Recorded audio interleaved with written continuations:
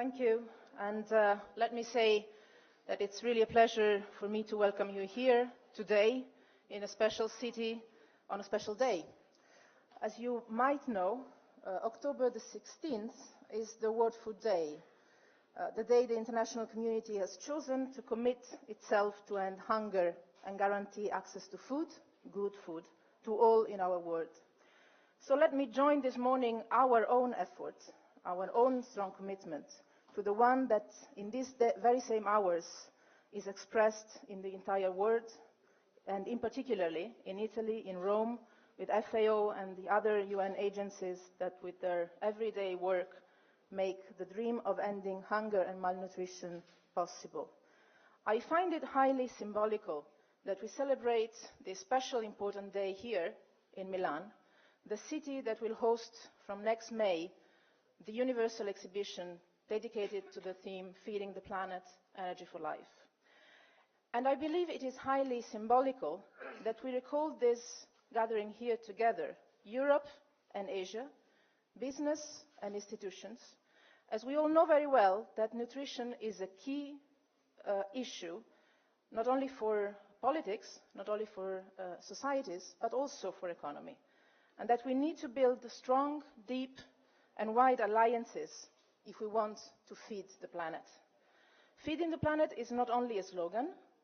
Access to food and water is a fundamental human right. These are the words that open and close the Women for Expo Charter that I'm happy that I can announce here today will be signed during Expo and is the result of a great work that Women for Expo have done in the last months and are going to do over 2015. As we know, women are a key player and have a huge potential to end hunger and malnutrition. It was impossible to me to start this welcoming not mentioning this challenge we have, access to food and water, but it is very clear that it is just one of the urgent and dramatic challenges that we have to face together in these difficult times. In Europe, over the last years, we have had constantly to deal with the urgent. Friends from Brussels know that better than we do. The financial and economic crisis led us to focus on our internal challenges. In our external action, we have been absorbed by the arch of instability surrounding us. As we speak, our neighborhood is literally in flames. Think of Ukraine, think of Syria, Iraq, and Libya. But this does not mean that we forget the important. We are fully conscious that one of the mega trends in our world is the rise of Asia, not just China, all the continent, and its global ramifications. We all know the statistics of growth, investment, research, and I know that you've been working already this morning and yesterday on this. All these are rising faster in Asia than in any other continent, and certainly than in Europe. We know how much Asia matters.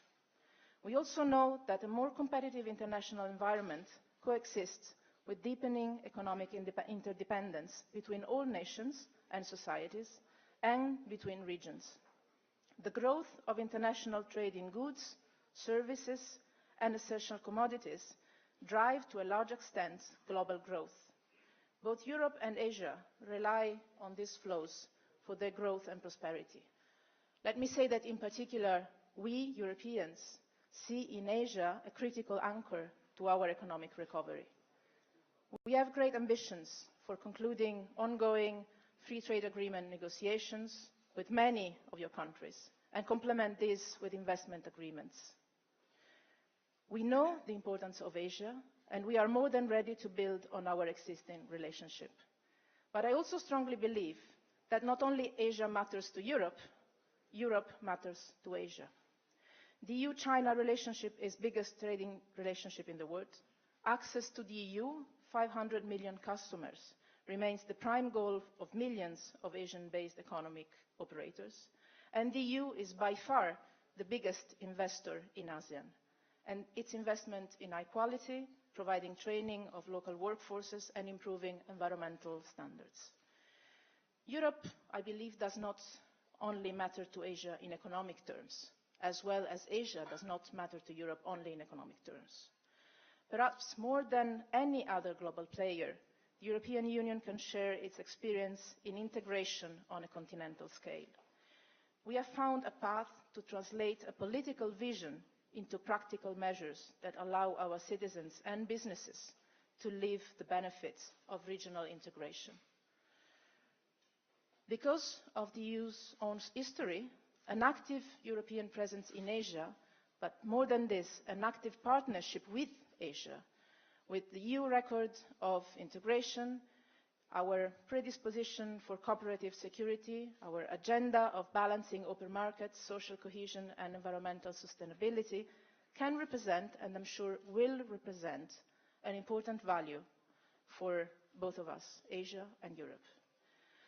Despite the many challenges we face at home and in our neighbourhood, the economic field and security field, all around us, I am convinced that the urgent cannot obscure the important. On the contrary, the many difficult challenges we are called to face make it urgent to work together on what is important. And on the list of what is important for Europe, and I believe for Asia too, the EU-Asia relationship shines.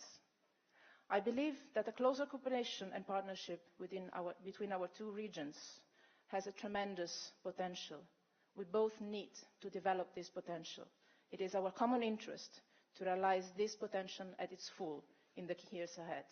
I thank you for being here in these days. I thank you for the work you've done in this morning and yesterday, and I wish that our cooperation can really be the best possible in the coming months and years. I thank you very much.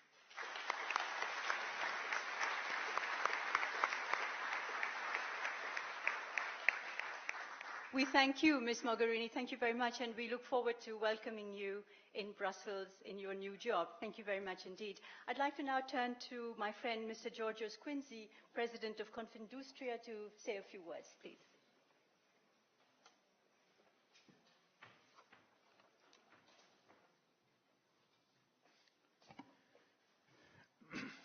Prime Minister Renzi, President Van Rompuy, President Barroso, Prime Minister Abe, Prime Minister Razak, Prime Minister Tandung, Minister Mogherini, dear Diana and dear Emma, honorable speakers, ladies and gentlemen.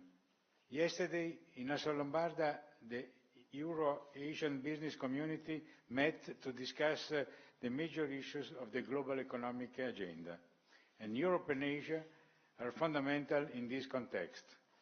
There is virtually no economic, trade or investment dynamic that does not involve our regions.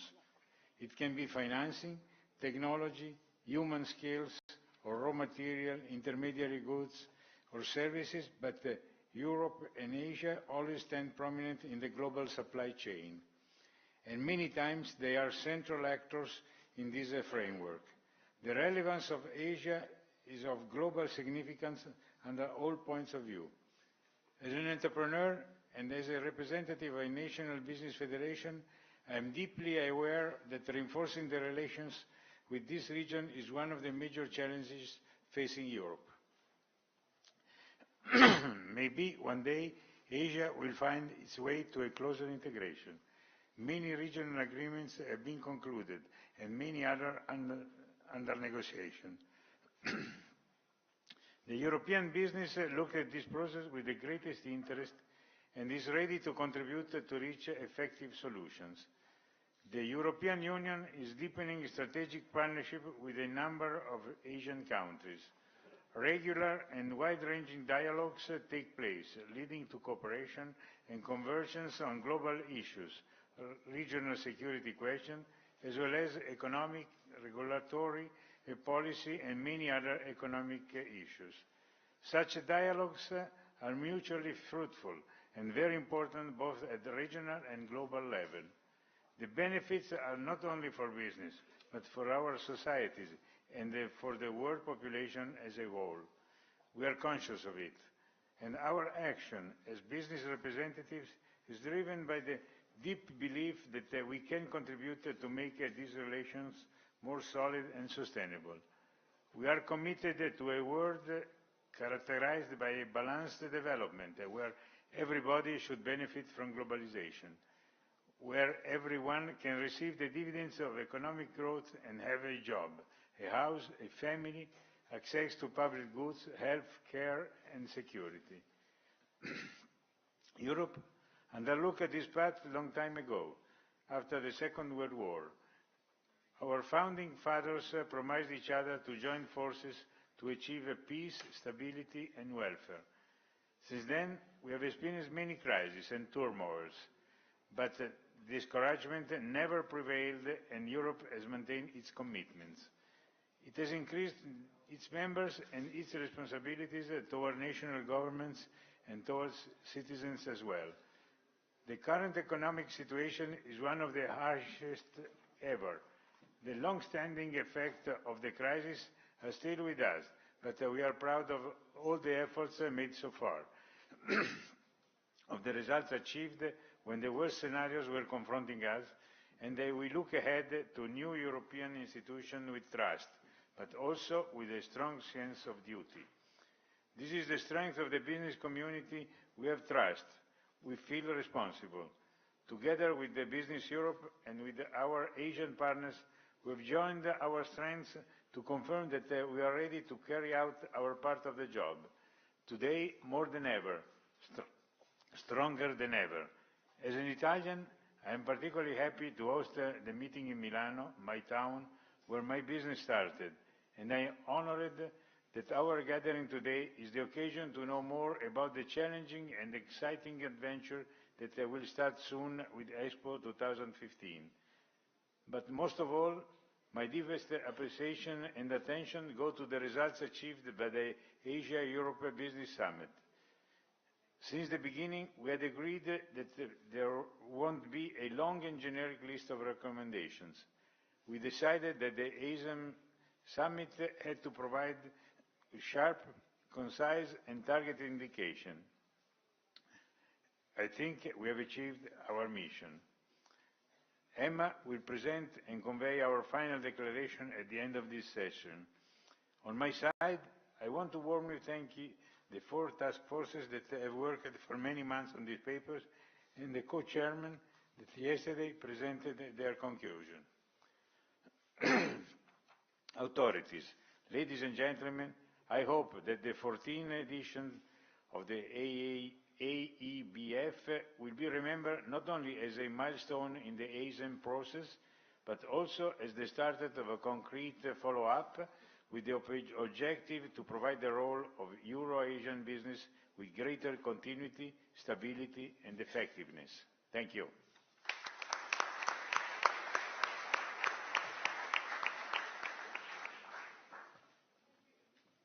Thank you indeed, Mr. Squinzi. It's now my pleasure to ask Dato' Najib Razak, the Prime Minister of Malaysia, to say a few words. Please come to the podium, sir.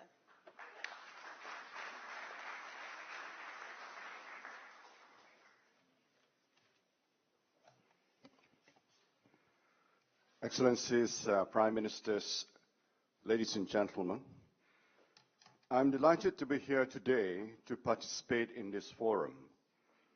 This is because I believe that while governments make economic policy, it is business that drives the economy.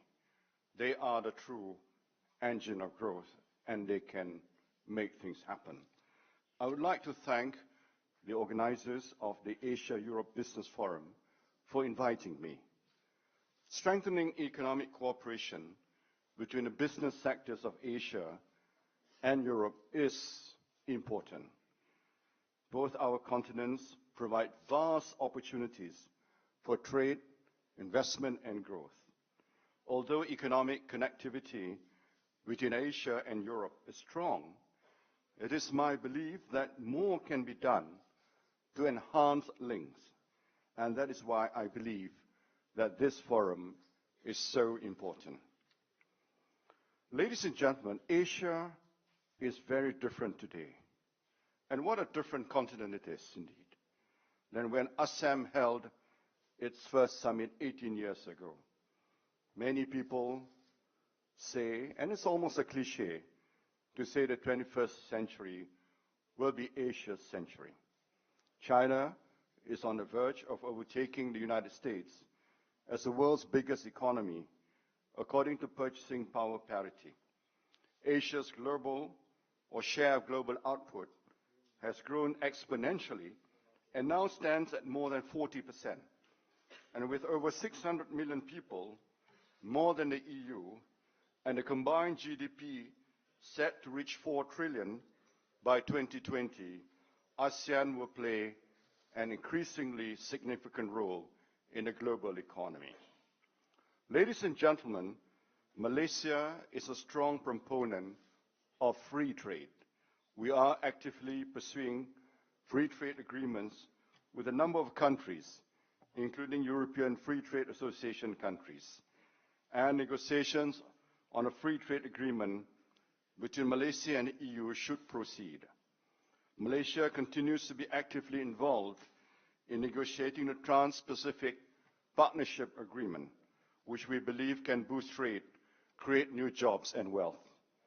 Malaysia will assume the chair of ASEAN in 2015, and I am hopeful that under our chairmanship, ASEAN will realize the ASEAN Economic Community, which will transform the region by creating a single market and production base.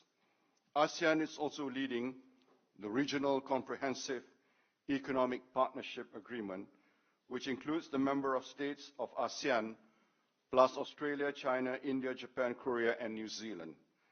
The initiative involves a combined population of 3.3 billion with a total GDP of $21.4 trillion. That's almost half the global population and 29% of global GDP. Ladies and gentlemen, economic growth generates additional investment opportunities.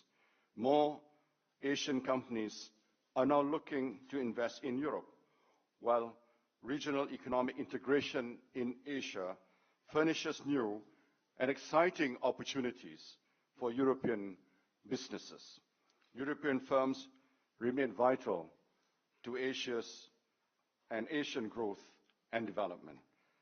For example, EU companies have invested more than $17 billion in Malaysia. Both our regions require sustainable economic growth and development, and of course, financial stability.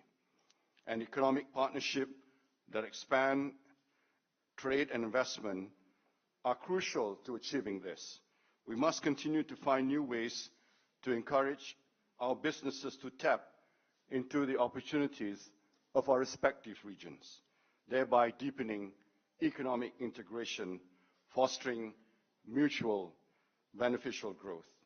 Malaysia continues to champion the principles of good governance, transparency, and regulatory reforms at home and within ASEAN. Foreign investors can rest assured that with more liberalization and facilitation measures will be implemented to transform ASEAN into an even more attractive place to do business. More liberalization, though, will require capacity building and socio-economic development. To this end, the EU has provided assistance to various capacity building initiatives, including sharing of best practices and enhancing skills development in the region. We thank the EU and look forward to further strengthening cooperation between EU and ASEAN. Ladies and gentlemen, sustained economic growth and job creation, both regionally and globally, requires that Asia and Europe work closer together. I trust that this forum will go some way to doing just that. I believe that by working together, we can prosper in unison. I thank you.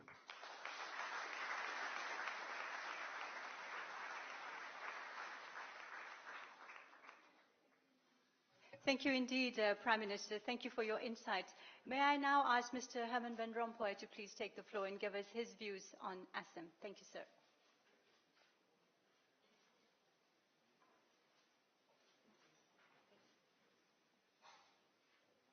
Excellencies, Prime Ministers, Ministers, Mr. President of the European Commission, distinguished business leaders and representatives, ladies and gentlemen.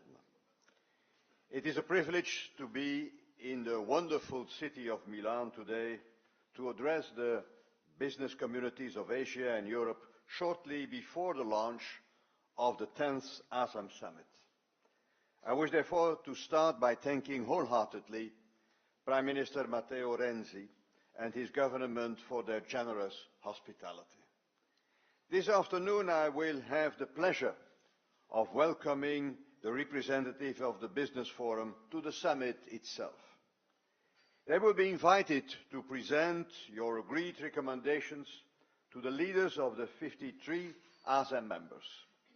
I thank you in advance for this valuable contribution. Indeed, we are convening under the theme Responsible Partnership for Sustainable Growth and Security. And your input of our discussions is therefore most valuable. The voice of the business community is a voice that matters.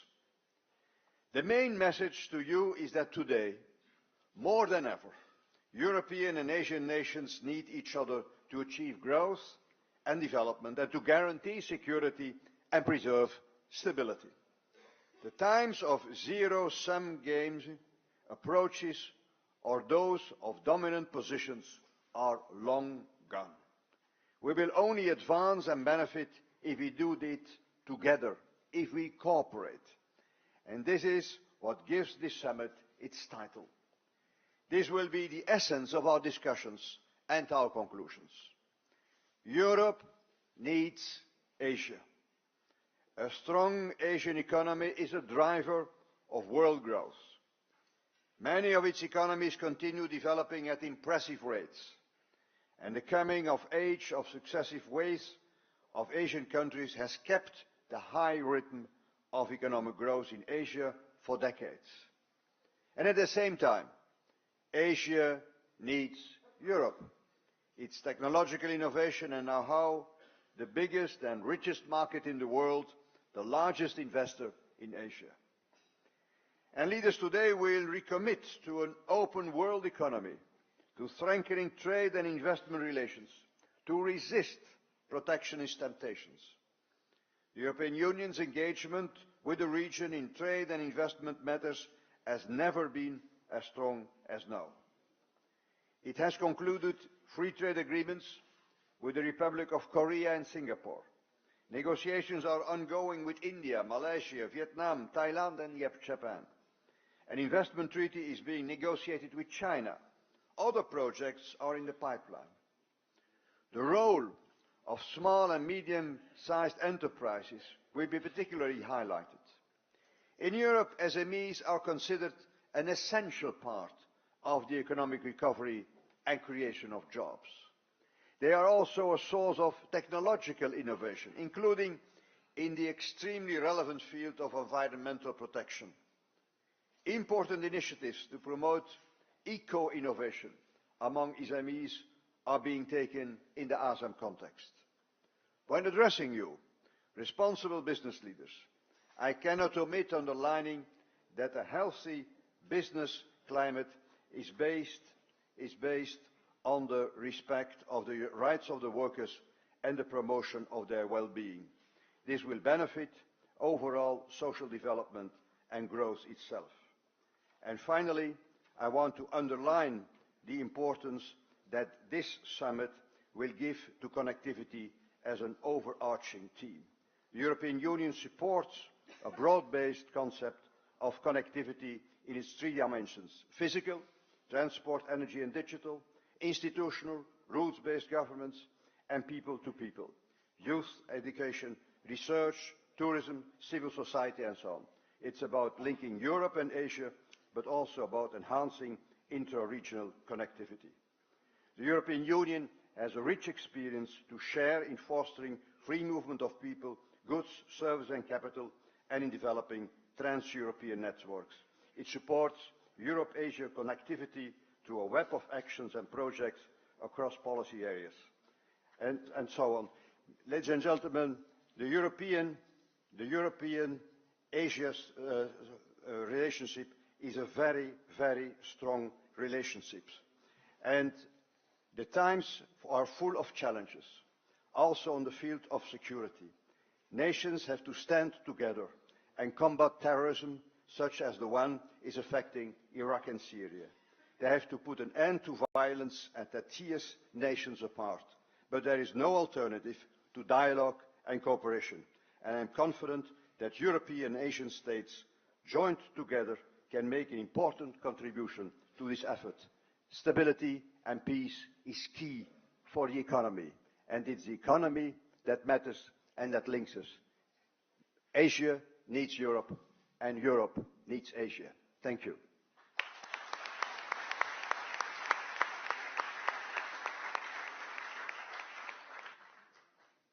Thank you, Mr. President. Thank you very much indeed. I'd like to now ask the Prime Minister of the Socialist Republic of Vietnam, Mr. Nguyen Thanh Dong, to please come to the podium.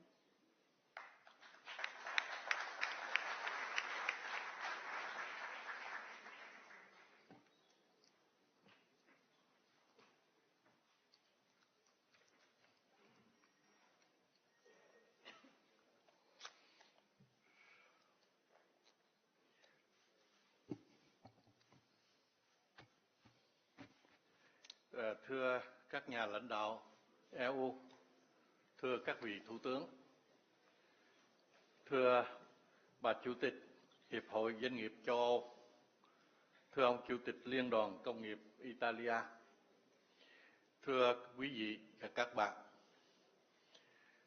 Tôi rất hân hạnh và vui mừng tham dự diễn đàn Doanh nghiệp Á-Âu lần thứ 14 cùng các quý vị và các bạn, những người luôn tiên phong trong phát triển tình hữu nghị và gắn kết giữa hai châu lục Á-Âu.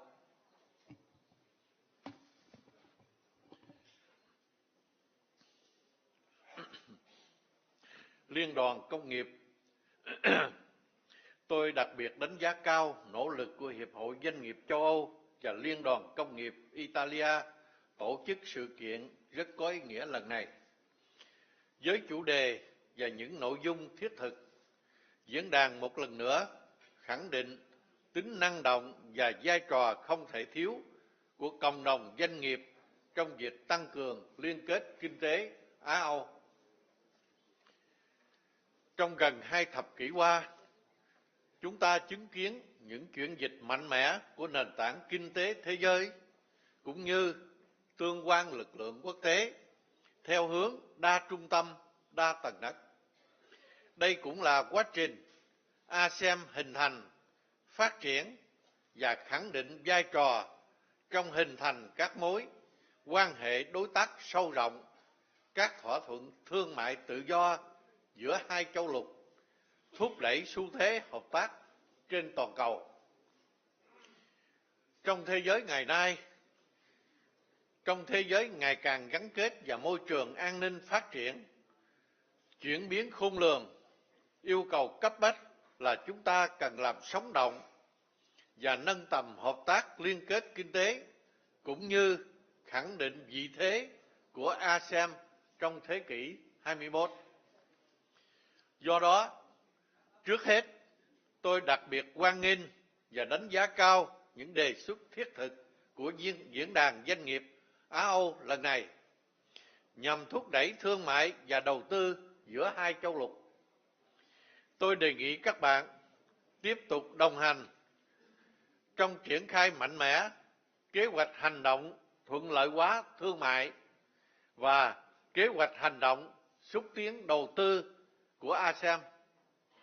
Đây là nền tảng quan trọng để chúng ta tận dụng các cơ hội mới khi châu Á đang dẫn đầu tăng trưởng kinh tế toàn cầu và châu Âu là một trung tâm công nghệ, sáng tạo và thị trường đầy tiềm năng. Thứ hai, với tiềm lực và sức sáng tạo, các bạn hãy hỗ trợ các thành viên đang phát triển của ASEAN trong ứng phó với các thách thức an ninh phi truyền thống, nhất là bảo đảm an ninh lương thực, nguồn nước, năng lượng, quản lý bền vững, tài nguyên thiên nhiên, ứng phó thiên tai. thông qua các chương trình đối tác công tư, các bạn hãy góp phần đổi mới và chuyển giao công nghệ, ứng dụng công nghệ xanh, sạch, đồng thời xây dựng thói quen tiêu dùng, phương thức sản xuất thân thiện với môi trường. Sự tham gia của các doanh nghiệp trong việc giải quyết các thách thức này vừa là đầu tư vào tương lai bền vững của chính mình, vừa thể hiện trách nhiệm xã hội của tất cả các bạn. Thứ ba, tôi đặc biệt trông đợi các doanh nghiệp tham gia tăng cường kết nối Á-Âu, các chương trình kết nối tiểu vùng và kết nối khu vực của ASEAN trên cả phương diện cơ sở hạ tầng, thể chế và con người. Các cơ chế liên kết kinh tế hiện có ở châu Á tiếp tục được củng cố và đi vào chiều sâu, đồng thời đang hình thành nhiều tầng nấc mới với nội hàm liên kết sâu rộng và mức độ cam kết cao. Việc hình thành cộng đồng ASEAN năm 2015 mở ra thời kỳ phát triển hoàn toàn mới và năng động với một thị trường chung, không gian kinh tế thống nhất cho Đông Nam Á. Đến năm 2020, ASEAN sẽ trở thành một tâm điểm trong mạng lưới kinh tế thương mại và liên kết châu Á-Thái Bình Dương, với việc hoàn tất các cam kết của các hiệp định thương mại tự do ASEAN với các đối tác, triển vọng hình thành khuôn khổ đối tác kinh tế toàn diện khu vực, hiệp định đối tác xuyên Thái Bình Dương, đàm phán hiệp định thương mại tự do ASEAN-EU được dự kiến khởi động lại sau năm 2015. Các liên kết đó đang tạo nên những xung lực cho thuận lợi hóa, tự do hóa thương mại và đầu tư, thúc đẩy tăng trưởng của từng quốc gia và của cả khu vực. Do đó, các bạn hãy nắm bắt thời cơ để cùng chúng tôi triển khai các dự án kết nối ở châu Á, đặc biệt là kế hoạch tổng thể kết nối ASEAN, các dự án kết nối của ASEAN lục địa và tiểu vùng Mekong. Thưa quý vị và các bạn, Việt Nam chúng tôi đang tiếp tục đổi mới sâu sắc, triển khai mạnh mẽ, tái cơ cấu kinh tế gắn với chuyển đổi mô hình tăng trưởng. Với hội nhập quốc tế sâu rộng và toàn diện trên mọi tầng nấc, Việt Nam không chỉ trở thành một hạt nhân tích cực ở Đông Nam Á, mà còn là cầu nối gắn kết các nền kinh tế ASEAN lục địa với ASEAN hải đảo. Hầu hết các đối tác chiến lược và đối tác toàn diện của Việt Nam là các thành viên của ASEAN. Với triển vọng triển khai và hoàn tất 14 hiệp định thương mại tự do trong giai đoạn đến năm 2020, trong đó có hiệp định thương mại tự do xuyên Thái Bình Dương. Việt Nam sẽ trở thành một mắt xích quan trọng của mạng lưới liên kết kinh tế rộng lớn với 56 đối tác, trong đó có 47 nước là thành viên ASEAN. Tôi vui mừng thông báo với các bạn, trong chuyến thăm Liên minh châu Âu của tôi cách đây 3 ngày, Việt Nam và Liên minh châu Âu đã nhất trí định hướng kết thúc đàm phán hiệp định thương mại tự do song phương, với hy vọng rằng hiệp định này sẽ được ký kết chính thức vào đầu năm 2015. Đây là những nền tảng căn bản để Việt Nam nâng tầm đóng góp vào liên kết Á-Âu và tham gia sâu hơn vào chuỗi giá trị toàn cầu, tạo ra những cơ hội mới, to lớn cho các doanh nghiệp hai châu lục đầu tư và kinh doanh ở Việt Nam. Việt Nam sẽ tiếp tục coi trọng và cam kết tạo mọi điều kiện thuận lợi cho các doanh nghiệp và các nhà đầu tư hoạt động thành công ở Việt Nam. Xin trân trọng cảm ơn tất cả các quý vị và các bạn.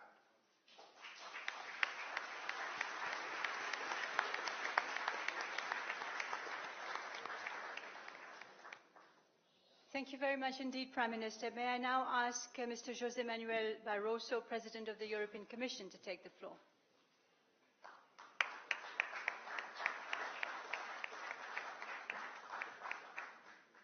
Excellencies, distinguished guests, ladies and gentlemen, dear friends. First of all, let me congratulate very warmly Business Europe, Coffee Industry, and the Organization of Lombard Economy Business for this initiative that the European Commission has strongly supported. Europe-Asia, this is a relationship that is already one of the driving forces of the world economy. It drives forward further cooperation also in the political sense. We strongly believe in that. And it is therefore a relationship of truly global significance. Such a partnership cannot be strengthened by political leaders alone. It's not just a matter for politicians or diplomats. It involves a strong commitment of our societies, and namely of the business communities. And I thank you. I thank the business community of Europe and the business community of Asia for the support they are giving to this increased partnership between Europe and Asia. The continuing rise of Asia is one of the trends shaping our world today. Asia is home to some of the world's fastest growing economies, with millions of people already lifted out of poverty. It is experiencing a rapid change in its politics and its international role, and its influence has grown accordingly. Asia growth is also shaping Europe's future. Asia has become our main trading partner, if you consider its regional level, representing 36.6% of our total extra-regional trade in goods. The European Union is also, by far, the largest investor in Asia. Asian countries are also major investors in Europe, and the investment of Asia is growing in our continent. In turn, Europe continues also to shape the future and development of Asia. The European Union remains the largest economy in the world, with a per capita GDP of average 25,000 euros for its 500 million consumers, so it is the place where Asian companies want to do business. And they are right. Of course, such a beneficial bond is a complement, not an alternative, to internal economic growth. We can only make the most of this relationship if each takes its own fate in hand. Europe has done precisely that in tackling the economic and sovereign debt crisis. It was the biggest crisis we had in Europe since the beginning of European integration in the 50s of last century. We have fought hard to regain stability in recent years. We can say now that we have left the existential part of the crisis behind, that we have recovered stability. And now we are embarked on a path to economic recovery thanks to a determined reform agenda both at European level and national level. Namely, to our friends from Asia, I want to say, don't underestimate this. You can be sure about Europeans' resilience and Europeans' determination. We are coming out of the crisis stronger, and in fact we will show our commitment to this agenda of reform. However, we all know, and we are honest about it, the recovery remains fragile, and the growth momentum in Europe needs to be sustained and reinvigorated. Against this background, Europe is perfectly aware of its responsibility towards its citizens and also towards the global economy to strengthen the economic recovery. We know very well that the reform effort needs to continue in order to get back to full economic health. For that reason, we are pursuing a differentiated and growth-friendly fiscal policy, and most importantly, ambitious structural reforms, because they are necessary to improve medium-term growth prospects and to create jobs. And last but not least, we are now considering further impulses in our investment. As we have said, it's very critical for growth, sustainable growth, to have targeted investment. So in short, we have repaired our institutional setup, we have regained stability, financial stability, and we will pursue our economic reforms until we return to higher levels of growth, sustainable growth. And by doing business in Europe, Asia also can tackle some of its own challenges. Ladies and gentlemen, let's be frank. There are some indications of a possible slowdown in global growth, not only in Europe, in other parts of the world. And we have to be honest about this. I believe that we need supply-side measures for some, domestic demand stimulus for others, and structural reforms for all. And this is a collective effort that we have to pursue. Asian economies have avoided the worst effects of the global financial crisis. Asian economies can raise domestic demand thanks to rapidly expanding consumer markets and large infrastructure projects. There are issues that still need to be addressed, including a more balanced economy that takes into account long-term sustainability and environmental concerns. Asian policymakers have started to address these issues. I am confident that further reform will take place in the years to come. And as I look ahead, I am convinced that our deeper ties will bring further prosperity, more jobs and economic stability. Integrating with Asian supply chains and tapping into Asia's own economic integration is key to enhance Europe's competitiveness and create growth and jobs, including in our very important SME sector, that is the pillar of our industrial sector. For instance, here, we are in Italy, one of the greatest countries of Europe, and thanks to Prime Minister Renzi can enjoy its great responsibility, but it's precisely one country, like many others, we can see how important it is, our tissue of small and medium-sized companies. For this reason, the European Commission has worked tirelessly to agree a series of bilateral and regional free trade agreements. Our first new generation FTA was signed with South Korea in 2011. With Singapore, we concluded the first FTA with an ASEAN partner. And we are now in an advanced stage with Vietnam. This week, I received Prime Minister Tsung in Brussels to give a further push so that we can conclude this as quickly as possible.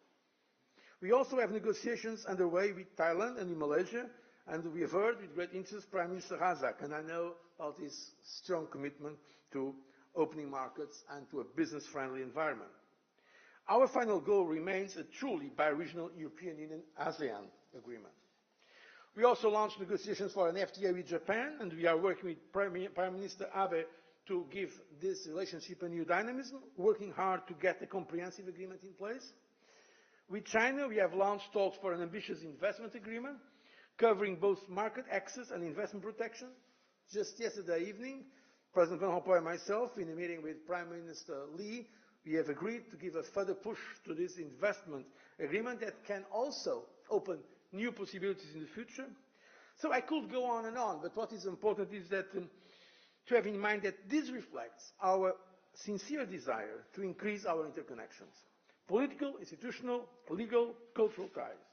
We should also increase our physical connectivity by expanding our transport links, energy routes, digital networks, such as the Trans-Eurasia Information Network that helps to bridge the digital divide and shared knowledge amongst partner countries, a project the European Commission has sponsored.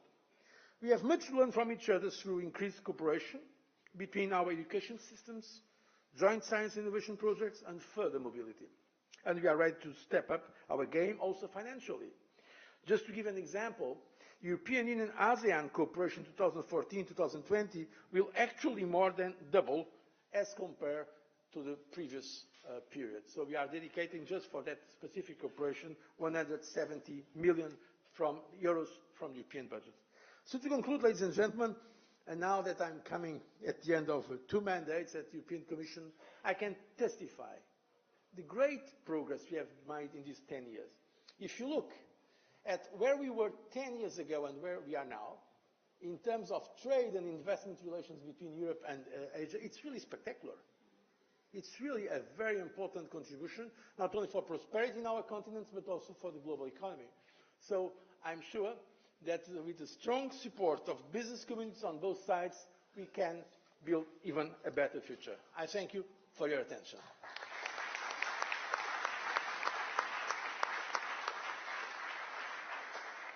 Thank you very much indeed, Mr. President, for that insight.